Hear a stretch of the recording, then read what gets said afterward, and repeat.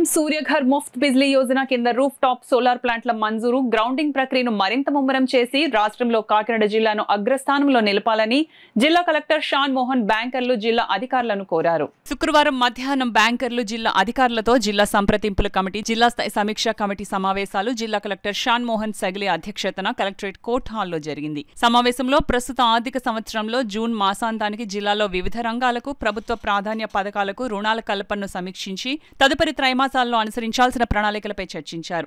ఈ సందర్భంగా జిల్లా కలెక్టర్ మాట్లాడుతూ గత జూన్ మాసాంతానికి జిల్లాలో వ్యవసాయ రంగంలో స్వల్పకాలిక రుణాలుగా 1855 కోట్లు, టర్మ్ ఇన్ఫ్రాస్ట్రక్చర్ యాన్సిలరీ రుణాలుగా 2384 కోట్లు వెరసి 4239 కోట్ల రుణాలను రైతులకు పంపిణీ చేయడం జరిగిందన్నారు. రాష్ట్ర సగటుతో పోలిస్తే జిల్లాలో పంట రుణాల కల్పనలో కొంత వెనుకబాటు ఉందని, రానున్న త్రైమాసాల్లో పంట రుణాలను మరింత ముమ్మరం చేయాలని బ్యాంకర్లకు సూచించారు. జిల్లాలో వివిధ పథకాల కింద మంజూరు చేసిన రుణాలకు సంబంధించిన తిరిగి వసూలు కాని 1674 కోట్లు మొత్తం నిరర్ధక ఆస్తులుగా పేరుకుపోవడం పట్ల బ్యాంకర్లు వ్యక్తం చేసిన ఆందోళనపై స్పందిస్తూ పథకాల వారీగా మొండి బకాయిల వివరాలు, కారణాల విశ్లేషణ తనకు అందజేయాలని, వాటి వసూళ్లకు అవసరమైన చర్యలను చేపడతామని జిల్లా కలెక్టర్ బ్యాంకర్లకు భరోసా కల్పించారు.